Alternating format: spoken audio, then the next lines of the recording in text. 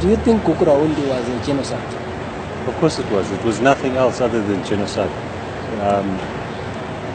The 5th Brigade did not direct their efforts at eliminating the few dissidents who were running around Matabeleland. They directed their efforts at the Ndebele people, straight, and there's no doubt about that. The very few dissidents were killed as a result of 5th Brigade activity. And they had enough soldiers. 5th Brigade wasn't necessary to come to Matabeleland. There was one parachute commando, there were other army battalions, there was support units in Matabeleland enough to contain the dissident problem. The 5th Brigade came with orders and brainwashed into just eliminating the Matabele people. So what do you think was the main purpose, or what do you think led to the formation of Gukurahundi? Mugabe got that idea right very soon after independence. He knew that sooner or later there was going to be trouble in Zimbabwe, and specifically probably he knew it in Matabeleland, and also maybe just to keep himself in power.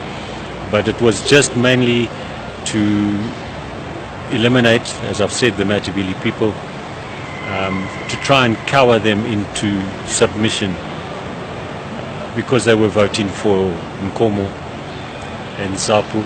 And Mugabe just can't understand that. He believes even to this date that he is the savior of Zimbabwe, and everybody should be so grateful to him for the wonderful job that he's done. And that goes back to day one when he became president. The genocide was directed at the people. It wasn't directed at anything else other than keeping Mugabe 100% in power. And 5th Brigade were formed to keep him in power. That's all. So do you think it was tribal? Of course it was tribal, yes. It ended up being tribal 100%. He might have tried to say that he was deploying them there because of the dissident problem, but they were not required there because of that. It was a tribal thing entirely. You met Mugabe on one of the occasions, yeah, when you reported to him about Gukurahundi. When you told him, what was his reaction? I met Mugabe many times. I gave him security briefings at 1 Brigade headquarters in Bulawayo.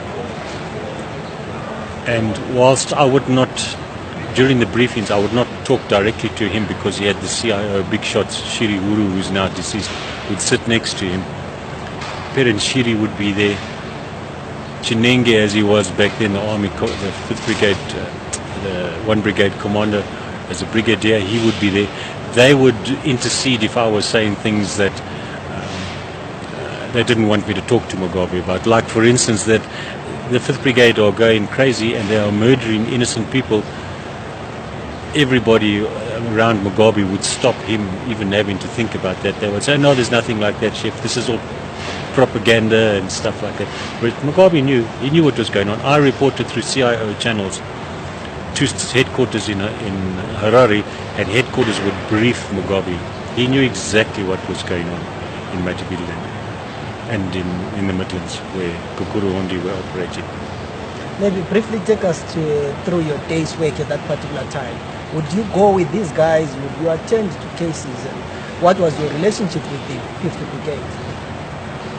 I had a lot of dealings with the 5th Brigade commanders on the ground. I had, at all the small police stations throughout Matabeleland, CIO had a deployment there, and they would report to me daily on what was going on in their areas, whether it was the curfew in the north or curfew in the south, or before or after the curfews. And I attended a lot of the massacres, a lot of the atrocities. I went to Balagwe camp at Kezi, when that place was being used by 5th Brigade. I spent a lot of time in the bush during the genocide. Yeah. In your book, you say that CIO figures say about 18,000 people were killed. Was it that the official figure that you handed over to CIO officials, or it was your estimates as the right? We knew more or less how many people were killed. That's probably the closest figure that anybody will ever get to. because I had the guys on the ground throughout the province who reported to me how many people had been killed. Yeah, obviously there were 5th Brigade murders at night time, and people were burnt in huts or put into mass graves that we didn't know about, because my men were not attached to 5th Brigade. They were at the police stations. And my men were even not allowed to move freely through the area where 5th Brigade were operating. But the closest figure that we got to, and that's nobody's going to be closer than that, because we knew what was going on, was 18,000 in total. Do you think there's anything that you would have done yourself maybe to stop the atrocities? There's nothing I could have done. Nothing I could have done. As a single person, I tried to give Mugabe the advice that things were going bad and that international press were going to do a lot of shouting about this, but CIO chefs, they just shouted me down about that. That's not your worry, Mr. Woods, they would say to me. This is not your war. Just do your job. Just tell us what's going on. That's all we want to know. It's not up to you to tell us whether we should do it or not.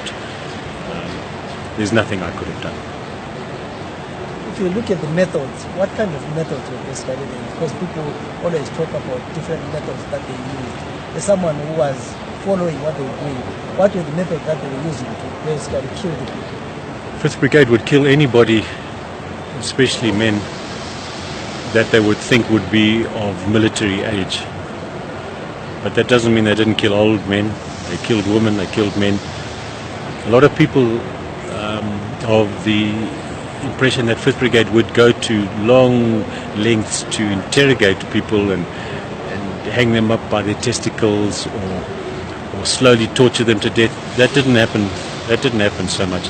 They would just brutally beat until the person who's been interrogated would either die or would talk. And after he'd spoken, they would then kill him anyhow. They liked pushing people into huts and setting the huts on fire, getting the locals to dig their own graves, shooting them, putting them in the graves. They used a lot of the mine shafts in the Madibilan South area, the old gold mines, just to throw live people down or to shoot them and pour them in by the truckload full. And those mine shafts are still there. A lot of them were filled up with ammonium nitrate and hand grenades thrown down to disfigure and blow everybody to pieces. They covered their tracks a lot more in Madibilan South, 5th Brigade did, than they did in Madibilan North. I think the notoriety was just so quickly into the international press with Madibilan North that when they went to the south, they were a lot more circumspect and opened up those big detention centres and places like that to give it some sort of semblance of proper military order, but it was nothing. It was just brutal killing of innocent people. How would you describe Mugabe's character? I think he's now reached senility, but back then, and he always was, very intelligent, but also very, very cruel, very evil man. And you mix those two traits, cruelness and intelligence, and that's what you end up with. He's paranoid about maintaining power and being the father figure of Zimbabwe and the liberator of Africa. But he's obviously fabulously rich. He was rich back in those days. He cannot stand anybody who betrays him. That's why he left me in jail for such a long time. And at one stage he wanted very dearly to hang me. Unfortunately, there were a few white judges on the Supreme Court bench in those days. If it had been Chuja Siku back then, I would have been hanged, for sure. But he's pathological about loyalty to himself. And that's how he maintains his position, because everybody that is supposedly loyal to him is fabulously rich, and they don't want to get off the gravy train, so they will continue with their so-called loyalty to him. But it's just the gravy train that they're on, and his system of patronage that he runs. That's how he stays in power. Do you think Nkomo ever, take that again, do you think Nkomo ever had a chance to rule Zimbabwe? Right in the very beginning, at independence, that was his only chance. After that he was persecuted and he had to take cover. He had to run away to Botswana, as you know. He never had, even when he was vice president, he had no power. Never had any power. And Mugabe stripped him of everything. It was only right in the beginning that he could have, if the elections had been anywhere near free and fair, Mugabe wouldn't have won as much as he did through his intimidation. That's all he won in the first election. Do you think at one point ZANU-PF was saying Mugabe wanted to assassinate him? Yeah, of course. Yeah, can you maybe briefly tell us about Yeah, that? not once, many times.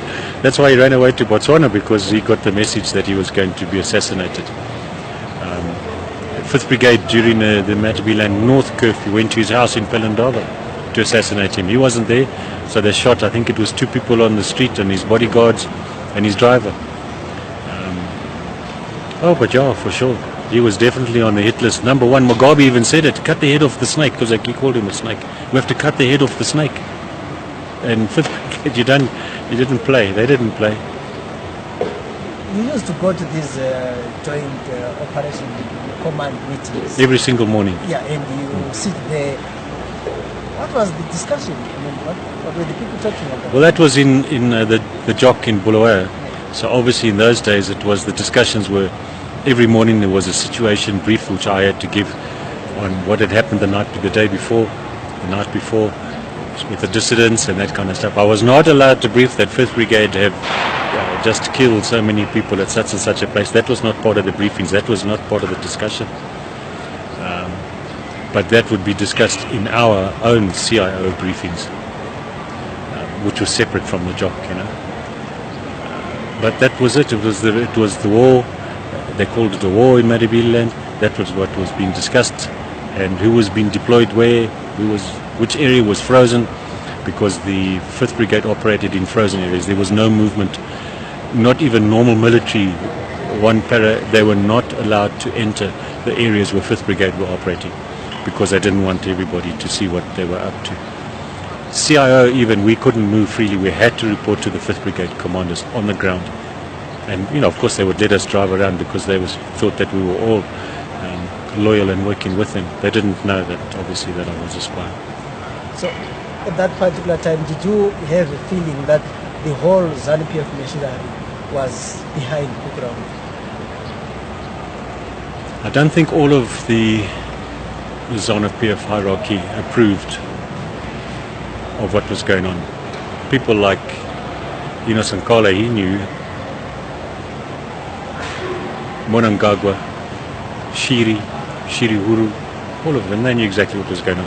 And of course it was all their careers and their enrichment which was the main goal. So they of course supported it. And they supported it, and they patted the 5th Brigade commanders on the back. But I don't think a lot of the general ZANU followers and also the cabinet ministers that all approved of it. Now, people in Mashonaland didn't even know too much about what was going on in Matabeleland. I speak to people these days who were living in Harare back in those days. They didn't even care. They didn't even know. They used to go to Kariba and go fishing and not even know that this genocide was going on in Matabeleland. It was just something that they heard was taking place there. They didn't worry too much. And especially, in Africa, black people killing black people doesn't make the news. You saw what happened in Rwanda. You saw what happened in the Congo. Black people kill black people. The world doesn't care. That's what's sad. Yeah. So why do you think Britain and the other Western powers were quiet at that particular time? Well, Britain didn't want to be made to look stupid, because they had given Mugabe, Lord Soames had given Mugabe the election, and they didn't want to look a bunch of fools, because now they've created another dictator. So they thought, well, it's just blacks killing blacks, so we just won't worry too much about it. Mugabe's not doing such a bad job other than that, so well, let's just leave it, And only when the white farmers started getting killed, that's when they started voicing their disapproval. This is not so good, because 5th Brigade also killed some of the white farmers. There was the issue of dissidents, and I talked to one dissident, former dissident, by the name Tambo Nyoba, and he claimed there were 3 types of dissidents. Them who were from Zipra, Super Zap, and then he claimed 5th Brigade also operated as dissidents at one point. Would you agree with that? Yes, 100%. That's very true. It wasn't only 5th Brigade. CIO also had some of their own people who operated as dissidents, as pseudo-dissidents. But they were just there to eliminate their own Matabele targets for personal reasons or for tribal reasons. The Super Zapu, as we know, were deployed from South Africa, and the South Africans lost control quite often of them because they would get on the ground and would act as proper normal dissidents and end up killing whoever was asked to be killed by the tribal leaders in Matabeleland. They had their own personal little scores to settle, and they would use the Super Zapu guys. And I would know if they were Super Zapu by the cartridge cases left from their murders, which were cartridge cases issued from here in South Africa, which were different to the ones that the dissidents had, because the Zipra dissidents had ammunition and guns and stuff like that left over from the war. So their cartridge cases were old, whereas the South Africans ones were new. So there were three groups, yeah, certainly there were. Being a CIO operative in Bulawayo at that time, so did you at one point maybe approve an operation of CIOs working with dissidents? No. That was run out of Gwanda, and I found out about it through CIO work and through recovering ballistics and stuff like that from murders that were happening in Matabeleland North when the curfew was already finished in Matabeleland North. This is people coming from Gwanda, where they made up their pseudo teams to murder people in Matabeleland North. I established that with the help of my CIO teams on the ground, but no, there was no need to do that. I was not there just to go around bloodthirstily and authorize everybody to go around and murder people. My job was intelligence gathering and reporting on the intelligence world to the military people who were supposed to implement use that intelligence with the objective of eliminating the dissidents, not running around just murdering innocent people. So why do you think the CIO, what were the targets? Who were the targets of the CIO dissidents? As I said, they would have had orders probably from Zanu hierarchy. This guy's a thorn in the flesh. That one is talking too much. That teacher over there, he doesn't support us. That kind of stuff. You mentioned one thing of the teacher. The teachers mostly were killed during Gukurahundi by the soldiers. Yet they were civil servants, and the soldiers were going around saying they are protecting you from the distance. So why do you think teachers were received? Were on the wrong end of what killed during this time? They wanted to destroy the whole Matabele tribe.